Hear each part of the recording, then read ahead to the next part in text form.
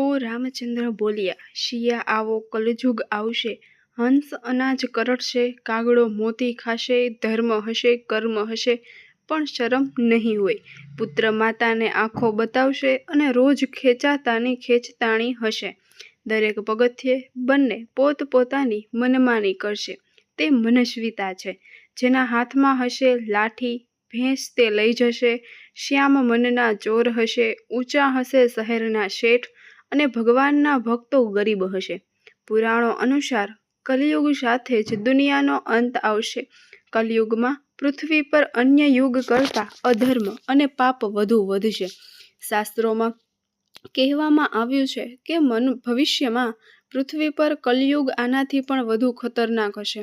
કળિયુગમાં જ મનુષ્ય પોતાના કર્મોનું ફળ ભોગવશે અને કમોસમી વરસાદ, તોફાન અને જળસંકટનો સામનો કરશે.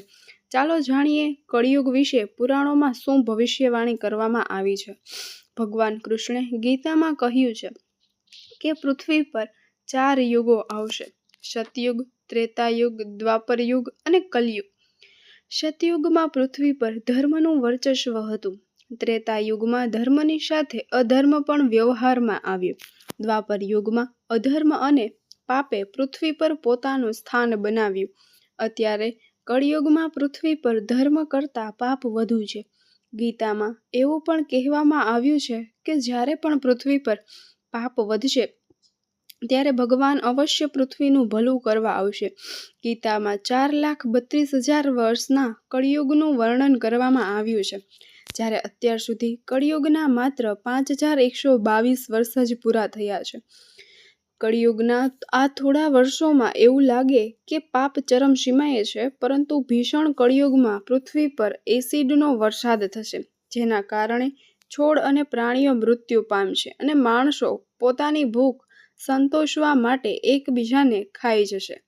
પૈસાનું મહત્વ વધશે અને ધરતી પરથી ધર્મ, દયા અને માનવતાનો સંપૂર્ણ અંત આવશે. પારિવારિક સંબંધો નામના જ રહેશે. વેદોનું ખોટું અર્થઘટન થશે. બાળકો તેમના માતા પિતાની સેવા કરશે નહીં. પૃથ્વી પર ભૂખમરો, રોગો, ગરમી, ઠંડી, તોફાન અને હિમવર્ષા, પૂર તેની ચરમસીમા પર હશે અને અંતે વિશ્વનો અંત આવશે. ભગવાન શ્રી કૃષ્ણએ દ્વાપર યુગમાં જ કલિયુગનું વર્ણન કર્યું હતું કે કલિયુગમાં લોકોનું જીવન કેવું હશે. મિત્રો, આ વાર્તામાં કલિયુગનું 5 વિભાગોમાં રજૂ કર્યું છે, જે ભગવાન શ્રી કૃષ્ણએ પાંડવોને કહ્યા હતા, અને તે વિભાગોમાંથી શીખીને આપણે ફરક લાવી શકીએ છીએ. આપણા જીવનમાં કેટલા જરૂરી ફેરફાર પણ લાવી શકે છે. ભગવાન શ્રી કૃષ્ણએ પાંડવોને કળિયુગના આ 5 કડવા સત્યો કહ્યા છે. જ્યારે પાંડવો જુગારમાં બધું હારીને જંગલમાં જઈ રહ્યા હતા, તેથી જ સહદેવે ભગવાન શ્રી કૃષ્ણને પૂછ્યું, અમે આટલું મોટું પાપ કર્યું નથી, તો પણ અમને આટલી સજા કેમ કરવામાં આવે છે? ત્યારે શ્રી કૃષ્ણ બોલ્યા, પ્રિય સહદેવ, દ્વાપર યુગ તેના અંતિમ તબક્કામાં છે.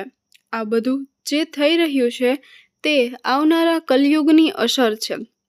આના પર યુધિષ્ઠિરે આશ્ચર્ય સાથે ભગવાન કૃષ્ણને પૂછ્યું, હે વાસુદેવ, કળિયુગ હજુ આવ્યો નથી અને તેના આટલા ભયાનક પરિણામો શા માટે?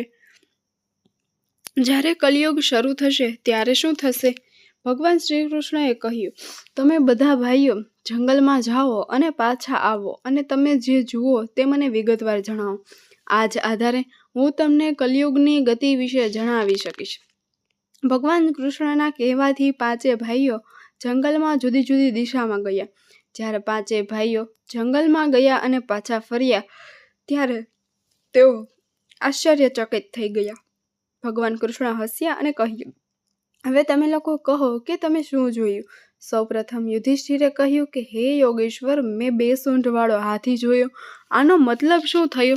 ત્યારે ભગવાન શ્રી કૃષ્ણ બોલ્યા, આનો અર્થ એ થયો કે કળિયુગમાં એવા લોકોનું રાજ્ય હશે જે બંને બાજુથી શોષણ કરશે, કહેશે કંઈક અને કરશે બીજું, તેમજ મનમાં કંઈક અને ક્રિયામાં કંઈક બીજું. આવા લોકોનું રાજ્ય હશે. ત્યાર પછી મહાબલી ભીમે કહ્યું, હે વાસુદેવ, મેં એક ગાય જોઈ જે પોતાના બાળકને એટલું ચાટી રહી હતી કે બાળક લોહી લુહાણ થઈ ગયું. આ પ્રશ્નનો જવાબ આપતા શ્રી કૃષ્ણએ કહ્યું કે આનો અર્થ એ છે કે કળિયુગમાં માણસ પોતાના બાળકોને જરૂર કરતાં વધારે લાડ કરશે. તેમના બાળકો પ્રત્યેનો તેમનો પ્રેમ અને લાગણી એટલો વધી જશે કે તેમના બાળકોને તેમના વિકાસની તક નહીં મળે. કળિયુગમાં માતા પિતા પોતાના બાળકોને પરિવારની માયાજાળમાં બાંધીને રાખશે, જેના કારણે તેમનું ઘર બરબાદ થઈ જશે. કોઈ બીજાનો દીકરો ઘર છોડીને સાધુ બનશે તો હજારો લોકો તેની મુલાકાત લે, પણ તેનો દીકરો સાધુ થઈ જાય તો તેઓ રડશે કે મારા દીકરાનું શું થશે, તેણે શું કર્યું છે. આટલા બધા મા બાપનો એટલો બધો સ્નેહ હશે કે તેઓ તેને પરિવારમાં બાંધીને રાખશે અને તેનું જીવન ત્યાં જ સમાપ્ત થઈ જશે. અંતે ગરીબ માણસ અનાથ બનીને મરી જશે. અર્જુને કહ્યું કે હે યોગેશ્વર, મેં જે જોયું તે વધુ આશ્ચર્યજનક હતું. મેં જોયું કે એક પક્ષીની પાંખો પર વેદના સ્ત્રોતો લખેલા હતા અને તે પક્ષી મૃત માણસનું માંસ ખાઈ રહ્યું હતું. આનો અર્થ શું છે? આના પર ભગવાન શ્રી કૃષ્ણ હસ્યા અને કહ્યું કે કળિયુગમાં એવા લોકો આવશે જે ખૂબ જ જ્ઞાની અને ધ્યાનશીલ કહેવાશે. તેઓ જ્ઞાનની વાત કરશે પણ તેમનું વર્તન રાક્ષસી હશે. તેઓ મહાન પંડિત અને વિદ્વાન કહેવાશે, પરંતુ તેઓ જોતા રહેશે કે કઈ વ્યક્તિ મરી જાય અને તમારા નામે મિલકત આવે. લોકો ભલે ગમે તેટલા મોટા હોય, પરંતુ તેમની નજર બીજાની સંપત્તિ અને પદ પર રહે છે. બહુ ઓછા સારા માણસો જોવા મળશે. નકુલ બોલ્યો, ભાઈ, મેં જોયું કે પર્વત પરથી મોટો પથ્થર પડ્યો. મોટા મોટા વૃક્ષો પણ તેને રોકી શક્યા નહીં, પણ એક નાનકડા છોડને સ્પર્શતાની સાથે જ પથ્થર ત્યાં સ્થિર થઈ ગયો. અને તેનો અર્થ સમજાવતા ભગવાન શ્રી કૃષ્ણએ કહ્યું, કળિયુગમાં માણસની બુદ્ધિ નબળી પડી જશે અને તેનું જીવન બરબાદ થઈ જશે. અને શક્તિના રૂપમાં પૈસા અને મોટા વૃક્ષો તે પતનને અટકાવી શકશે નહીં, પરંતુ હરિનામનો એક નાનો છોડ માનવ જીવનના પતનને અટકાવશે. આથી કળિયુગમાં હરિનું નામ જ મોક્ષ અને મુક્તિનો માર્ગ બની રહેશે. અંતે સહદેવે કહ્યું, હે મધુસૂદન, મેં જોયું કે 6-7 કૂવા હતા અને આસપાસના કૂવામાં પાણી છે, પણ વચ્ચેનો કૂવો ખાલી છે. વચ્ચેનો કૂવો ઊંડો છે, છતાં પણ પાણી નથી. આ કેવી રીતે થઈ શકે અને તેનો અર્થ શું છે? આના પર ભગવાન શ્રી કૃષ્ણએ કહ્યું, કળિયુગમાં અમીર લોકો સત્તાના લોભમાં, છોકરા છોકરીના લગ્નમાં, નાના મોટા તહેવારોમાં ખૂબ પૈસા ખર્ચે છે, પરંતુ જો તેઓ કોઈને ભૂખ્યે જોશે તો કોઈ તેમને મદદ કરવામાં રસ લેશે નહીં.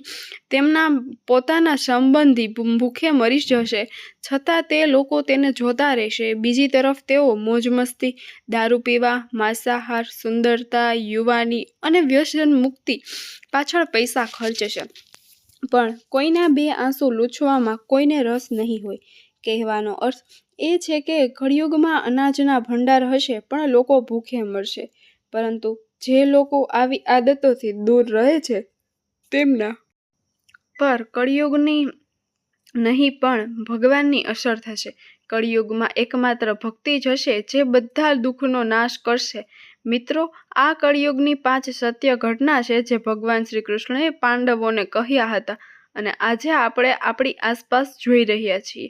તો વિડીયોને લાઈક કરજો, અમારી ચેનલને સબસ્ક્રાઈબ કરી બેલ આઇકન પ્રેસ કરવાનું ભૂલતા નહીં.